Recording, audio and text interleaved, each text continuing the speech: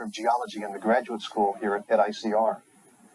The decade of the 1990s promises to be a most intriguing and enlightening one as we attempt to research and answer this question of origins. Did we get here by evolution, the products of random processes like mutation and natural selection, or were we created by design, by an intelligent designer?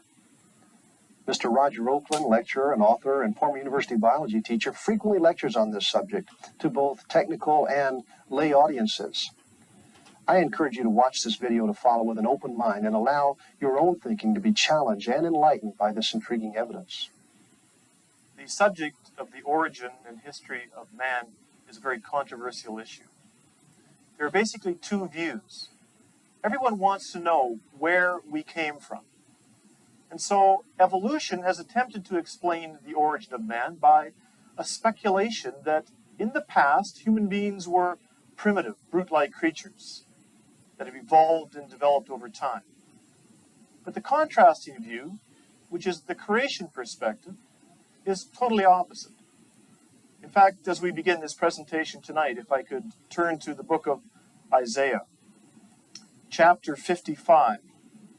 There is a portion of Scripture which summarizes what we're going to be talking about here tonight. The tremendous differences between the view of man and the subject of origins and God's perspective.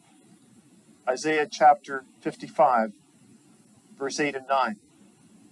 For my thoughts are not your thoughts, neither are your ways my ways, declares the Lord. For as the heavens are higher than the earth, so are my ways higher than your ways, and my thoughts than your thoughts.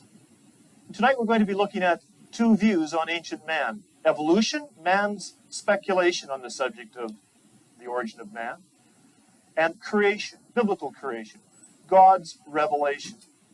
And they're going to be totally opposite and contrasting to each other. And as these verses state, as God's ways are higher than man's ways, as his thoughts are higher than our thoughts, so you will see that the two views of the origin of man, evolution and creation, are completely opposite. Let's begin by looking at the evolutionary perspective of ancient men. And everyone has seen the typical charts or representations of what our ancestors are supposed to have looked like in the past. We see creatures walking on all fours, beginning to walk upright, and then eventually pick up sticks, and then bones, and become a little more advanced and lose their hair and eventually walk upright. Or we've seen charts or murals like this, showing our ancestors of the past, primitive, brute, ape-like creatures. Or we've seen pictures from National Geographic representing what our ancestors of the past looked like, in primitive hunting positions. Brute, ape-like creatures. You've gone to museums and seen models or murals of ape-like creatures of the past that are supposed to be human ancestors. And of course, even science magazines, like this one here. The ape in your past, he is a lot closer than you think. Now, where do scientists get the right to draw these speculative drawings? Is it based on sound, factual information, or is much of it speculative and manipulative? So tonight what we want to do is to look at the observable evidence and to see whether or not this idea of ancient man, the evolutionary perspective, can be backed up and supported by the facts. Then we'll look at the biblical creationist perspective to see whether or not it can be backed up and supported by the facts. We could look at a typical chart attempting to show the lineage of so-called ape-men creatures, part ape and part human. And over the past, many have been proposed. And tonight we can only look at a few. We'll give you some representative examples of what has been suggested in the past as creatures which should belong in this lineage between ape and man. First of all, we look at this particular chart here. On the left-hand side, we see a monkey creature. And on the right-hand side, a modern man, with many representatives in between.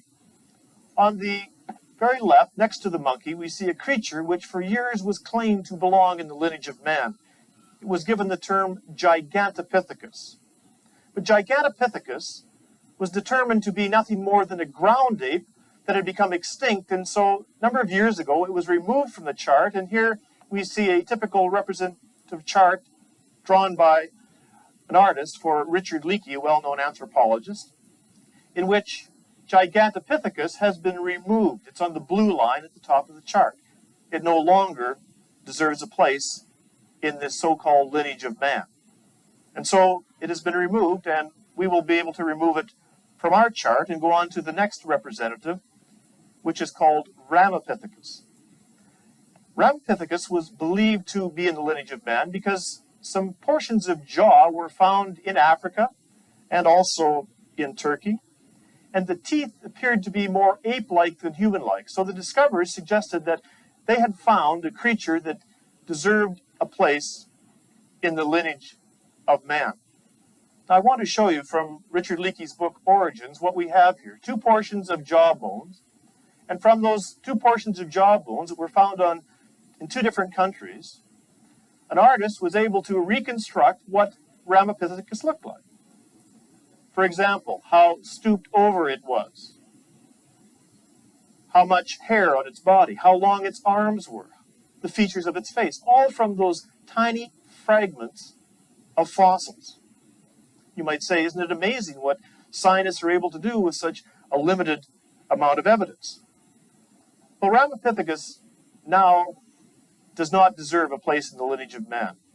In fact, the very scientists who originally placed Ramapithecus in the chart have removed it, saying that there are baboons in Ethiopia today which have the exact same teeth structure, and they don't belong in the lineage of man.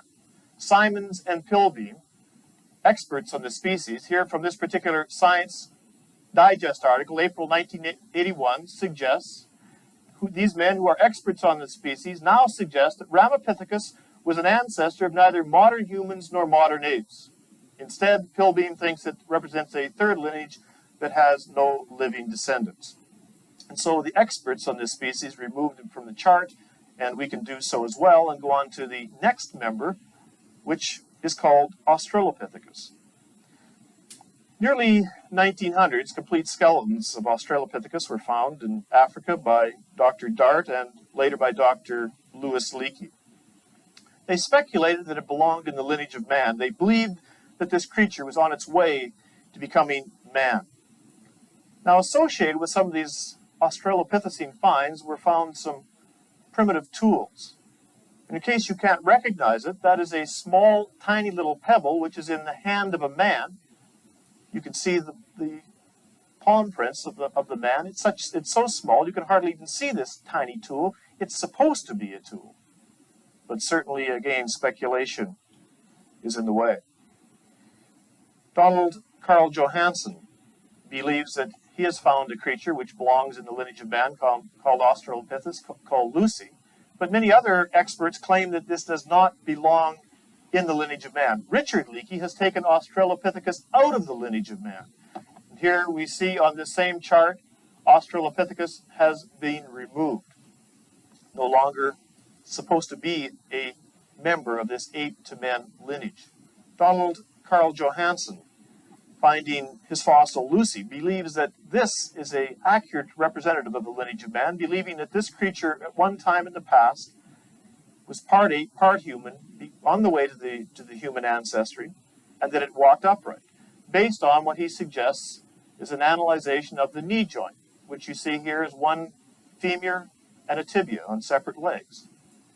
But again, we must question the validity of whether or not this does belong in the lineage of man, based on such scanty evidence. Many other anthropologists have examined this and said, no, it does not belong in the lineage of man. And so I think it's fair enough, reasonable enough to be able to remove it as well and go on to some of the next representatives, or the next representative in the chart, which is Homo habilis. Homo habilis was found by Richard Leakey, based on this particular skull here, skull 1470. This is a picture of Homo habilis from the National Geographic, June of 1973. Richard Leakey made this statement shortly after finding this skull. He said, either we toss out this skull or we toss out our theories of early man. It leaves in ruins the notion that all early fossils can be arranged in an orderly sequence of evolutionary change. Richard Leakey's father, Louis Leakey, was very upset when this particular fossil was found, because Richard Leakey said that Australopithecus, his find that his father had made, did not belong in the lineage of man, that this creature was one of the best members that had been found that did belong in the lineage of man. As you can see, the skull looks very much like you and I. It has a smaller cranial capacity, but they're not sure whether or not it was a child. If it was, then of course it would have a smaller cranial capacity. And John Harris from the Natural Museum of Kenya, in the same strata that this skull was found human leg bones. And so very likely this could have been just a simply small human being. Nevertheless, from this particular skull, Richard Leakey had an artist reconstruct what he felt this creature looked like in the past. And once again, you'll see the conjecture. The hair, the nose, the shape of the face, and the skin color are not based on a factual observable evidence, but on total speculation. As well, Richard Leakey had a Hollywood artist make up a mask to attempt to explain what Homo habilis looked like in the past. And here on the front of Time magazine, an article entitled How Man Became Man, we see Richard Leakey sitting beside Homo habilis, which is supposed to have died 2.8 million years ago, and there he is today, wearing a Hollywood mask. Obviously, once again, we've used tremendous speculation to try to prove a point that our ancestors are primitive in the past. If the skull is like we are today, if human leg bones have been found in these same stratas where Homo habilis was found, certainly this does not prove whatsoever that this creature belongs in the lineage of man. And we could remove this one as well from our chart and go on to the next two in the chart here, which belong to the category called Homo erectus. We are shown entire skulls of Homo erectus. Here in the middle is a picture showing the skull and the facial features of this so-called member of the lineage of man. But I want to point out to you that they have never found an entire skull. Once again, an artist's reconstruction of what they believe our ancestors have looked like in the past. The two members which make up Homo erectus are Java man and Peking man. First of all, let's look at Java man. In the late 1800s, a German professor by the name of Ernest Haeckel, who was a very strong supporter of Charles Darwin, suggested that the link between ape and humans would likely be found somewhere either in Africa or southern Asia. And he had an artist actually draw a picture of what he believed this link would look like, and he called it Pithecanthropus alalis. His graduate student, a man by the name of Eugene Dubois, in 1891 went to Asia and found the first year a skull cap, which he said belonged to this missing link. It was a gibbon skull cap.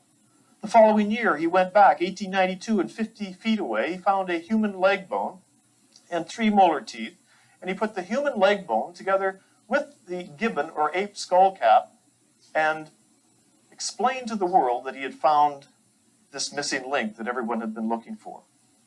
He hid his fossils away. Before he died, he admitted what he had done. He placed the ape-like skull cap with the human leg bones, and that he really did not have a credible ape-man link whatsoever.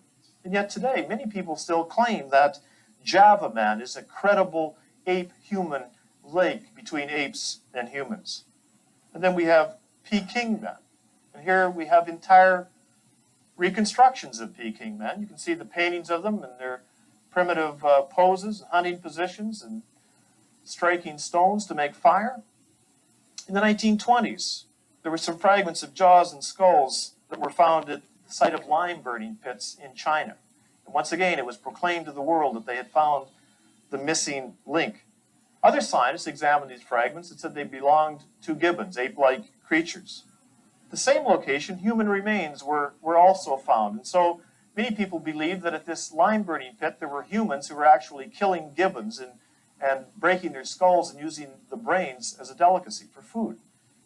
No way is there any conclusive evidence that these fossil fragments that they found there were part ape, part human creatures that should belong in the lineage of man. And in spite of the pictures or the paintings that we have of Peking man, they are not credible and certainly do not deserve a position in this so-called lineage of ape to man. Well, there have been many other proposed links. Of course, Neanderthal man, for years, was suggested to be a primitive brute-like creature that preceded modern man. We saw models in various museums. They were all bent over, brute-like creatures with big brows, hairy creatures wearing various kinds of skins. It was determined that Neanderthal man was like you and I are today, only it had a larger cranial capacity, and that it simply suffered from bone deficiency or a disease called rickets, and that's why the swollen joints. And Neanderthal man does not deserve a place in the lineage between apes and humans. Or Cro-Magnon man, which is another proposed connection between lower forms of consciousness and modern man. Cro-Magnon man is like you and I, and many paleoanthropologists say that if you dressed him up in clothes like we wear today, he would look exactly like you and I. But it's been suggested that he was on his way to advancing to modern humans because of the primitive cave drawings and artwork which we have seen in the past.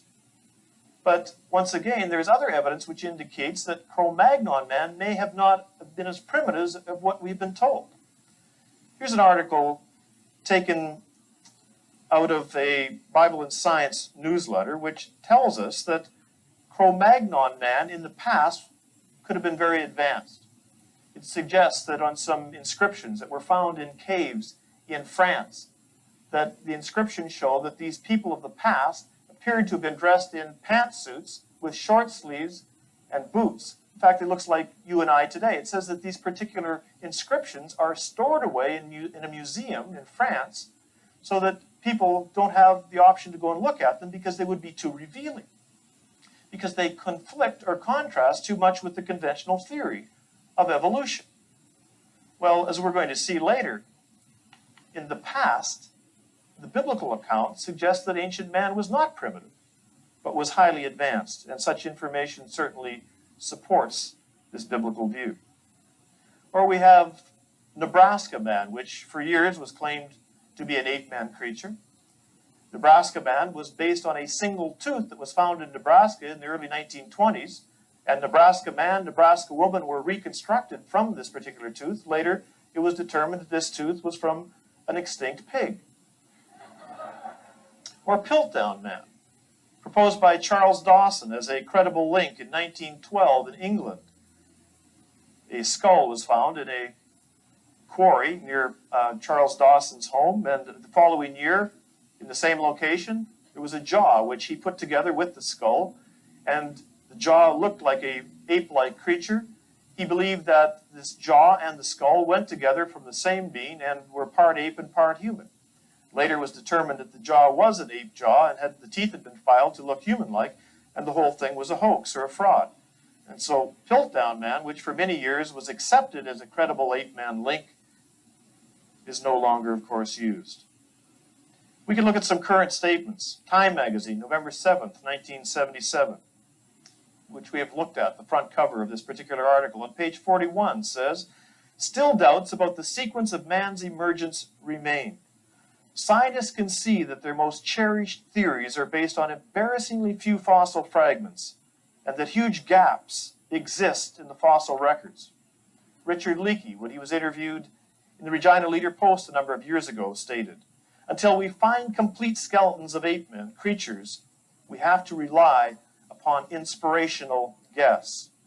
And the front cover of Discover magazine, September 1986, it states, "We no longer know who gave rise to whom or from whom wherever we came." It says there is no conclusive evidence whatsoever that we have an exact lineage of ape-men creatures that can be proven beyond a shadow of a doubt. So from the physical observable evidence, there indeed is much lacking to prove this concept that ape creatures have evolved and developed into modern humans. There has never been found to this point a credible link between monkeys and men, tying the two together. Now, what about the other concept, the creationist perspective? According to the Bible, original man came on the scene suddenly and perfected. And the biblical creationist model is completely opposite and contrasts the evolutionary perspective. On the chart here, we see the evolution model represented by a line which starts at the bottom and begins to go upward in an incline. The further back in time, the more primitive mankind. And as we approach modern time, the more intelligent. If we look at the biblical model, we see that in the beginning, man was created in the image of God, and then over a period of time, degenerated or fell. And we see that there were various peaks of civilization, high peaks of civilization, where man turned away from God and turned to the fallen spiritual dimension and became involved in witchcraft, in various kinds of satanic practices, and God brought judgment upon these various civilizations. Of course, the first major judgment that occurred was the flood of Noah. And then throughout the Old Testament, we see there are other periods where catastrophes took place, where God brought judgment upon societies of the past that had turned away from him and turned to satanic witchcraft practices. So we can see the biblical creationist model totally contrasts with the evolutionary model. The Bible does not suggest that people of the past did not live primitive lives. In fact, there have been many primitive people of the past, societies of the past, who have turned away from God and have chosen to live such lives, lives associated with their worship of the fallen spiritual satanic realm. And so, yes, in the past, people did live primitive and did live cave-like lives. They were break-offs of high peaks of civilization. Now, for a moment, let's look to the biblical account to give us a glimpse of what people of the past were like. According to the Bible, the first man and the first woman were created, and they were the most intelligent beings that have ever existed. In Genesis chapter 1, and in verse 26, and God said, "Let us make man in our image, according to our likeness, and let them rule over the fish of the sea, and over the birds of the sky, and over the cattle, and over all of the earth, and every creeping thing that creeps on the earth." And God created man in his own image. So original man came on the scene suddenly and perfected. Original man had abilities and capacities that God had given them. In Genesis chapter 2 and verse 7, we're told, "And the Lord God formed man of the dust from the ground, and breathed into his nostrils the breath of life, and man became a living being." So God breathed part of himself into man, and man was created with a body, a soul, and a spirit. In Psalms chapter 8 and verse 5, we're told that God made man just a little lower than the angels, or the Hebrew word is Elohim, just a little lower than God. So the Bible gives us a glimpse of what original ancient man was like. Adam was in fellowship and harmony with all things around him. He was created with a spiritual awareness and sensitivity. He was loving. He was noble. He was appreciative. He was gracious. He had attributes and characteristics like God. And of course, Adam and Eve were created with a free will to choose whether or not they would remain in this harmonious, loving relationship with their Creator. In verse 26 of Genesis 1, we're told that they were given dominion over the whole earth. They had complete wisdom and understanding. They used 100% of their brain. They were perfect. Not the small portion of the brain that we use today. Original man was the most advanced, intelligent being that has ever existed. As we mentioned, they were created with a free will. The Bible indicates that this original man, original woman, Adam and Eve, chose not to be obedient to the Creator. Although God gave them that choice, they chose not to be obedient to the Creator, rejected the Creator, and followed Satan, who enticed them to rebel or reject God and to follow him. And as a result of the sinful act that man and the first woman, Adam and Eve, performed. There was a fall from that perfect creation and a separation and a degeneration, which then occurred through subsequent generations. The Bible indicates to us that in spite of the fall, Adam, after he had surrendered his will to Satan, the civilizations that followed were still highly advanced, had tremendous abilities. And we're given that account in Genesis chapter 4. In verse 2, we're told, "And Abel was a keeper of the flocks, but Cain was a tiller of the ground." So original man was involved in animal husbandry and agriculture. In Genesis chapter 4 and verse 17, and we're told, "And Cain had relations with his wife, and she conceived and gave birth to Enoch, and he built a city, and called the name of the city Enoch after the name of his son." Original man was able to build cities. Not primitive mud huts, but cities. And as we'll see later, advanced cities have been found all over the ancient world in the past. In Genesis chapter 4 and verse 20, "And Ada gave birth to Jabal, and he was the father of those who dwell in tents and have livestock." Once again, animal husbandry.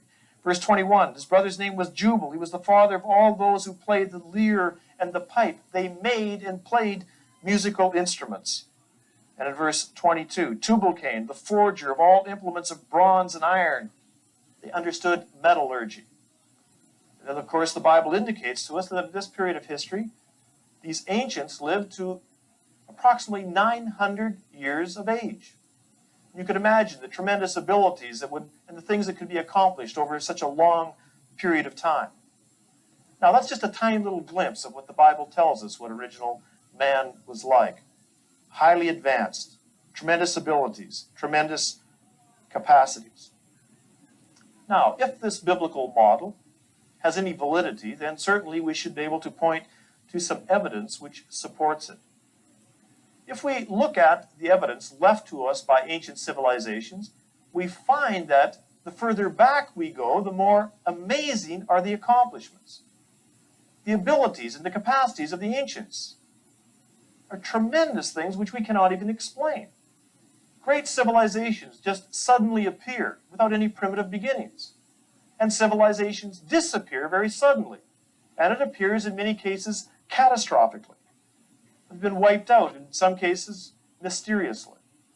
Unexplainable remains, artifacts, and precious belongings left behind, covered over in catastrophic deposition. Now, the Bible tells us that the original civilization, the pre-flood civilization, was completely annihilated and devastated in a great global catastrophe, the Noahic flood. And personally, I believe that civilizations existing before the flood have been completely destroyed and literally taken into the earth. In one of our earlier presentations, we've referred to Ezekiel 26, where it appears that the earth's crust is fractured and open, and civilizations of the past dropped into the earth. And of course, this taking place at the time of the flood. Following the flood, civilizations repopulated the earth. And we're told in the Genesis account that man was instructed to repopulate the earth, but chose not to be obedient to the Creator, but to remain in one location. And in Genesis chapter 11, we're told that the Tower of Babel was built in the city of Babylon. When God had given them the directions to spread around the world, they said, "No, God, we will not do that. We will remain in this place." And they built a city and a tower, not to reach God, but to reach the fallen spiritual dimension. And God was angered, confounded their languages, and mankind was spread around the world. And as we'll see, as we look at archaeology throughout the world, we see that the ancients spread and continued to build pyramids and ziggurat temple structures in order to worship the heavens, which they worship as their gods and their deities. That is the biblical model. Is there evidence to support the biblical model? Well, let's take a few minutes and look at some of that evidence. There's a great controversy today regarding this subject of ancient man. Reader's Digest, May 75, page 35, an article entitled, "When Did Civilizations Begin?" makes this statement: "New findings have made shambles of the traditional theory of prehistory." Well, what are some of these findings? Well, you can go to any library, you can look at television documentaries, you can make observations from around the world which show that in the past, the further back we go, the more advanced were the people of the past, the splendors of the past. We can look at articles like a collection here of Reader's Digest articles. In the beginning, the mystery of ancient Egypt, mysteries of the Maya, unsolved mysteries of the Great Pyramid, the mystery of the whirlpool sculpture. Or we can look at a series of books, megaliths and their mysteries, Mysterious Britain, or Mysteries of the Ancient World, the Mysterious Maya, or Mysteries of the Past, or another example, The World's Last Mysteries.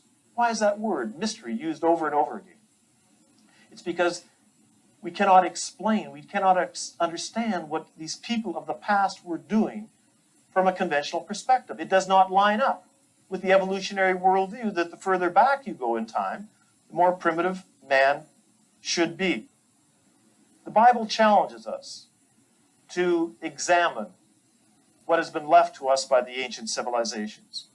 In the book of Job, chapter 8 and verse 8, the Bible states, "Inquire of past generations, and consider the things searched out by their fathers. For we are only of yesterday, and know nothing." In verse 10 it says, "Will they not teach you and tell you?"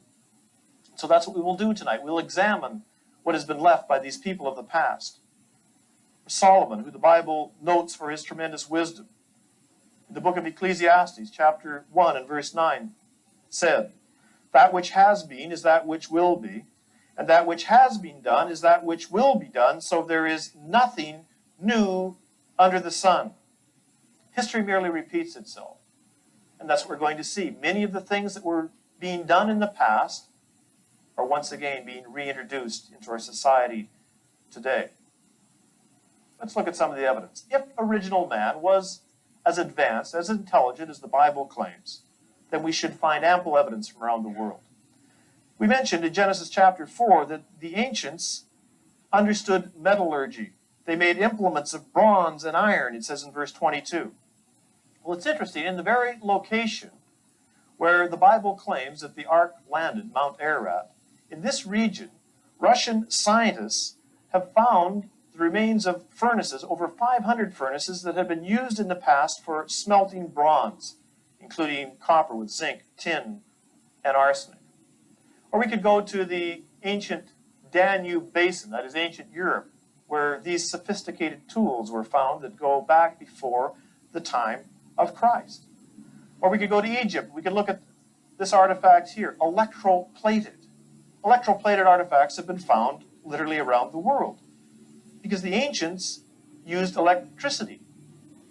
Here in a museum in Baghdad, a number of years ago, was discovered a battery. At first they didn't know what it was. It later determined to be a battery.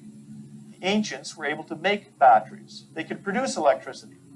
This particular article here from the Forgotten Ages Journal tells about some of the artifacts found around the world which have been electroplated. It tells about belt buckles in China, which were made of 5% manganese, 10% copper, and 85% aluminum. Aluminum? The ancients understood how to extract aluminum from bauxite ore. That takes temperatures in excess of 1,000 degrees plus electrolysis. Well, it appears that the ancients could generate extremely high temperatures. This article here from The World's Last Mysteries indicates that some of the Celtic forts appear to have been literally vitrified, that is, stone turned into glass, by temperatures exceeding 1,300 degrees Celsius. Or this article here mentions in China some swords that have been found dating back 2,200 years ago that are made of 13 metals that have been alloyed together. Yes, the ancients did understand metallurgy. There's also evidence which indicates that the people of the past were able to travel extensively. They were not just limited to certain areas. They could literally travel the globe. For example, we could look at this book here called American BC, Ancient Settlers in the New World by Barry Fell. He has discovered a number of artifacts in North America which can be traced to various civilizations in the Eastern world, the ancient Celts, Iberians, Libyans, and Egyptians. This stone that was found in 1874 in Iowa contained Libyan, Iberian, and Egyptian inscriptions. Or this particular chart here compares Egyptian hieroglyphics with Micmac Indian writing, that is a tribe of Indians on the east coast of the United States. And many of the words are absolutely identical. Others are very similar, indicating that there's been some influence of the ancient Egyptians with the Indians in this part of the world. Or we could look at this article here, Who Really Discovered America, Reader's Digest. The leading paragraph states, startling evidence indicates that the American continents drew many early visitors, including some more than 2,000 years before Columbus. And it tells that in Rio de Janeiro, a number of stones were found with inscriptions which literally were given the date of 531 BC, which describe the Sidonians traveling to this part of the world. And it mentions the story of seafarers from the Mediterranean city of Sidon landing in South America 2,023 years before Columbus is not science fiction. It is sober scientific fact. So the ancients could travel. Or we have the Piri-Reis map, which was drawn in 1513 but reconstructed from older maps that were in existence. It shows the land coastline of the Antarctic, which we didn't discover because it's covered in ice, didn't map until 1952 by modern technological means. Or, of course, the great Polynesians of the past, who constructed vessels that were capable of traversing the entire Pacific Ocean by the time of Christ. You see, the ancients had the ability to literally travel around the world.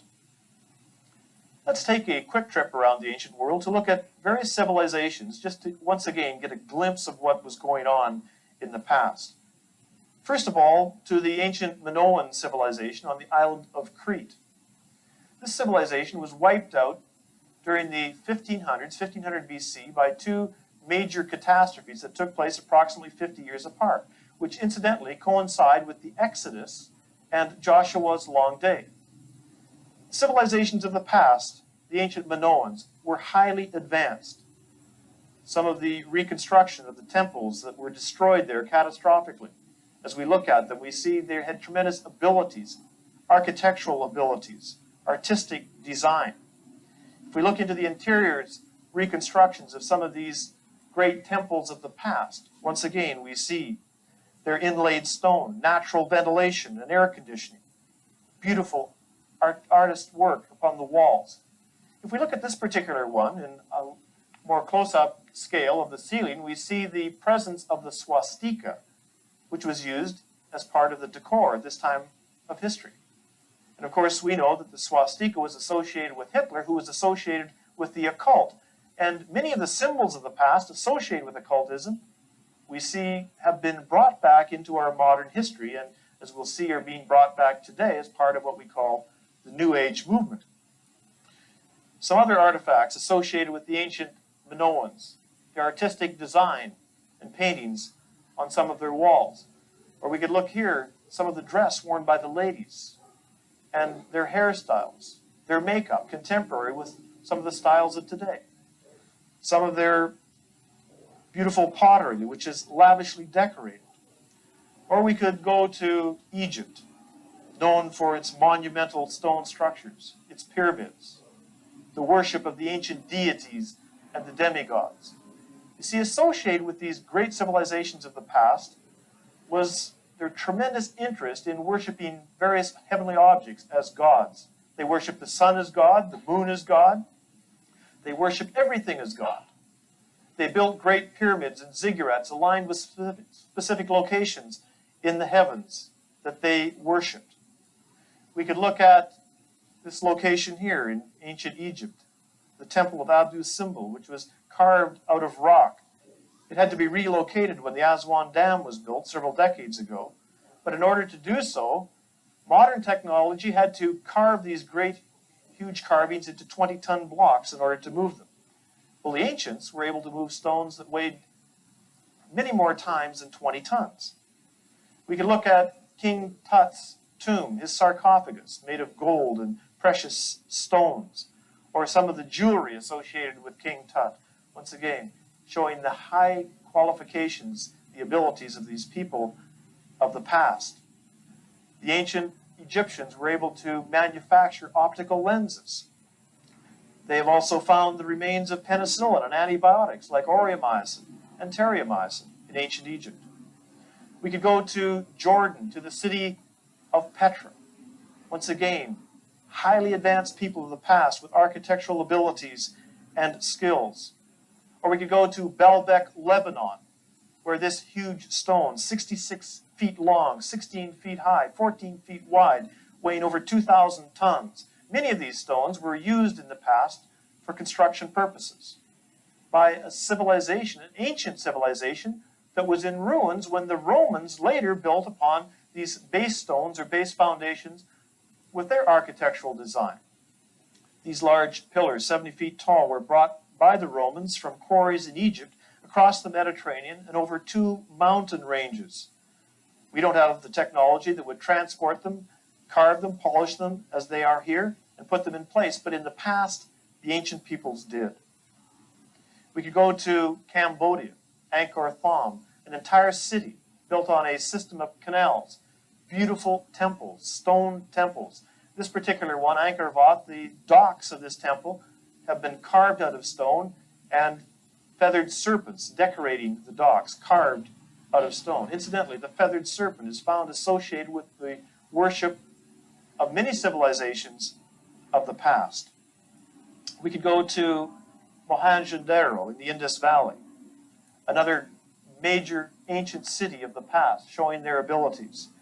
From Reader's Digest, this particular quote regarding Mohenjo-daro, which flourished approximately 4,500 years ago, says these people who built the cities also built an empire, and that these cities were modern, like a modern grid plant. They also found hot and cold running water pipes associated with these excavations in this location as well. Or we could go to China, noted for many interesting and amazing archaeological finds. Here is the remains of over 7,500 terracotta or ceramic soldiers and horses that were found in this burial region. Of course, ceramic was a difficult procedure in order to make artifacts of this size, and they are made to full-scale human size and full-scale horse size. Again, you can imagine the tremendous skills that would be required in order to do this. It was in this location that earlier I mentioned that a sword was found that was made of 13 metals alloyed together. Or we could look at this lady buried over 2,100 years ago in China. And today her body is perfectly preserved so that it can be examined by an X-ray technician. Even the last meal which she ate is preserved in her stomach. We don't have the technology to do this today, but in the past they did it. Her body was buried at the base of a mound, and when it was excavated, they found a very complex system of coffins, one within each other, surrounded by charcoal.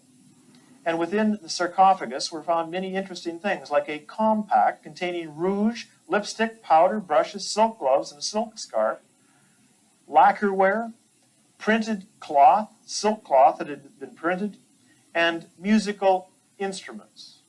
Exactly what the Bible claims the people of the past were able to do. Or we could go to Central America, a location noted for tremendous cities. Over 100,000 archaeological sites in Central America alone. Huge cities of the past. Ziggurats, pyramids, associated with their worship of the various heavenly objects, the sun, the moon, the various planets. And in Central America, as around the world, the ancients worshipped the wind as God, the water as God, the rain as God. Literally everything was God. The great cities of the past throughout Central America also indicate that these people were not primitive, but highly advanced. They were obsessed with monitoring the various positions of heavenly bodies. In Chichen Itza, they set up an observatory to monitor the position of the planets. They had calculated the solar year to be 365.2420 days. Mathematics to the 5th decimal point. And, of course, very close to the calculations that we have today of 365.2422 days. They monitored the position of Venus. They used what they call the Aztec calendar because they believed that Venus was in a Earth interfering orbit that came by in 52-year cycles that brought catastrophe, judgment upon the Earth. Incidentally, the Bible talks about these judgments or catastrophes that did take place where God rained down wrath, fire, and brimstone on people of the past that had turned away from Him. We could look at some of their amazing medical achievements in the Oaxaca Museum. Obviously, this skull indicates that some human being of the past had some kind of a surgery performed on its skull, and the bone tissue has grown literally back into the opening. Or this one here shows that the teeth, both top and bottom, front teeth, have been drilled by some procedure. These people were not primitive, they were highly advanced. If we look at the geometric designs of some of the buildings in Central America, we see that they're very similar to what you would find in Cambodia or Indonesia. This particular temple in Central America, in the city of Mitla, the outer walls of this particular temple are covered with stones which are 18 inches thick, and they are packed together so tightly you can't even place a piece of paper in between. Obviously, not put in place by trial and error, but by careful design. Or we could go to South America. Some of the great cities there of the past, Machu Picchu in Peru, located 7,000 feet up in the Andes, where great stones have been cut and shaped and notched and placed into position. Of course, this location, a sacred location for the worship of the pagan gods. Or we could look at Chan Chan, one of the cities in South America. And in this location, hot and cold running water pipes have been found here as well. To Bolivia, the city of Tiahuanaco, built high up in the Andes, 13,000 feet in the Andes. And it was already in ruins when the Incas had arrived. It was built by a previous civilization. And as some have suggested, when they look at these great structures that were built there, it appears to have been built on a scale fit for giants. Well, incidentally, the Bible talks about giants in Genesis chapter 6, and it says that there were giants in a period after that, after the flood as well. People of the past who were supernatural creatures that were produced as a result of human intervention with fallen spiritual beings. We could look at another major building in the city of Tiahuanaco, which has been cast to the ground as if by some great catastrophe. And this large stone here, the gateway to the sun, weighing over 20 tons, which was moved to this location from over 60 miles away. Or another city, South America, Sacsayhuama, an ancient city built on a high hill. And the ancients worshipped on these high hills, worshipped the various heavenly bodies of which they associated their deities and demigods. And as we read throughout the Old Testament, we see that the Canaanites, the Philistines, were worshiping on high hill locations. And God had warned the children of Israel not to become involved in these high hill worship locations, worshiping the pagan gods. One of the large stones which makes up the fortress of this city weighs over 400 tons. Many stones this large have been placed side by side, almost as if they were putty, placed into position. Or we could go to ancient Europe, Stonehenge, England, an astronomical calendar to monitor the position of heavens and a site used for the worship of various deities and demigods. It was in these locations where there were stone alignments where the ancients would become involved in taking hallucinogenic drugs. They would become involved in all kinds of mind-altering techniques to alter their consciousness. Or they would construct, in other locations, medicine wheels. They would become involved in chanting, in crystals, in human sacrifices. Or we could go to a rather recent ancient civilization, ancient Greece, the Parthenon, or the temple to Zeus. Now, one thing that we can note from these various archaeological remains is that the older the civilization, the more mysterious, the more fantastic, the more advanced. And from an evolutionary perspective, totally unexplainable, because it does not agree, it does not fit that the further back we go, the more primitive man should be. But as we look at these various archaeological remains, it supports totally the biblical concept that man was created in the image of God, had tremendous abilities and attributes and capacities, could perform great accomplishments. And the Bible helps us to analyze these locations and helps us to understand what was going on. You see, the people of the past had turned away from the true Creator, and they had worshipped the various deities and the demigods associated with worshiping the creation. And the Bible indicates to us that this happened over and over again in a cyclical fashion. It began in the Garden of Eden, when God had created man so that man would have a relationship with him, created man with a free will to choose to have that relationship, and man chose to be disobedient and turned away from God, and trusting in himself, turned to the fallen spiritual dimension. The Bible indicates that the wickedness and the depravity of man had reached such a terrible situation that God had no choice but to bring the great Noahic flood, and there was a worldwide judgment. Following that, there was the repopulation of the planet Earth from the Tower of Babel scenario. And once again, we see that man turned away from God, trusted in himself, and turned to the gods, the fallen spiritual dimension. It happened throughout the Old Testament over and over and over again, as the children of Israel constantly got involved with the pagan practices of the surrounding nation. And God would warn them, and then judgment would come. That's the pattern of the past. Now, if this has happened in the past, and as Solomon has said, there is nothing new under the sun, could it happen once again in our day? Well, certainly, as we look around in our society, we see that we have rejected the Creator. We have removed God from our thinking. And through the indoctrination of the evolutionary concept of the origin of history of man, the majority of the world believes that the reason we are here is a result of a process, an evolutionary process that has taken place over long periods of time, gradual changes or mistakes that have accumulated over time, and that molecules have become modern man. Or we have often been shown the concept that in the past our ancestors were primitive, and now here we are today more advanced.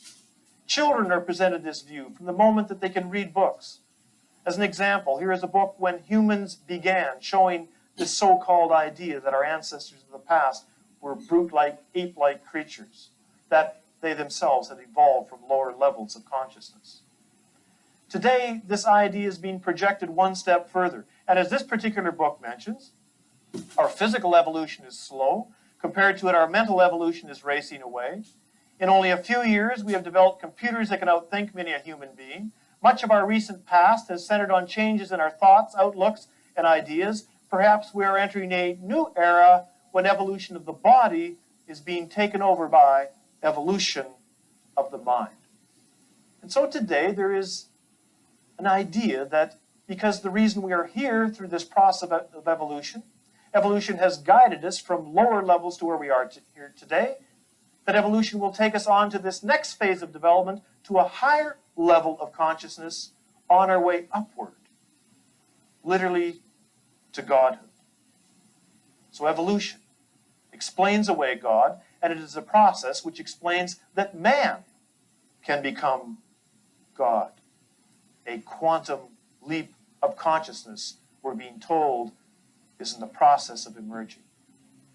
You see, we have effectively removed the Creator from our thinking, and following the pattern of the past, we are headed exactly the same direction that the ancient people of the past were involved in. Through a reincorporation of the various practices of the ancients, a belief in communicating with the spirit world, communicating with the dead, having out-of-body experiences, a belief in crystal consciousness, a re-endorsement of the idea of the power of ancient pyramids. Many of the very practices of the past, the belief that we can contact spirit beings at certain times of the year, on the solstice days, the longest and the shortest day of the year, on the equinox. All of these ideas that the ancient people of the past were involved in are being reintroduced to our society today as something new. That we can transform ourselves, as this particular scientist says. His perspective on a personal and planetary transformation to open up a whole new era by reintroducing the practices of these ancient people of the past. We can take this next step of enlightenment, a higher level of consciousness, and take the next step of evolution, onward and upward. And what we've seen here tonight are two views on origins. The evolutionary perspective and the biblical perspective. And we've been able to look at the evidence. Why is this important? The Bible says that God created man. And the evidence supports this view. The Bible indicates that man fell from the relationship with the Creator because he chose to do so. It was his own will. And because he chose to go his own way, he was separated from the Creator. The Bible tells us that God had an alternative plan, even though man chose to separate himself from the Creator and would have been forever separated. The Creator himself came to this earth and lived a perfect life and sacrificed his life for you and I, that whoever would believe that he did that would have eternal life. You see, the creation account says that man was created, man fell, but God redeemed. And the evolutionary account says there isn't a Creator.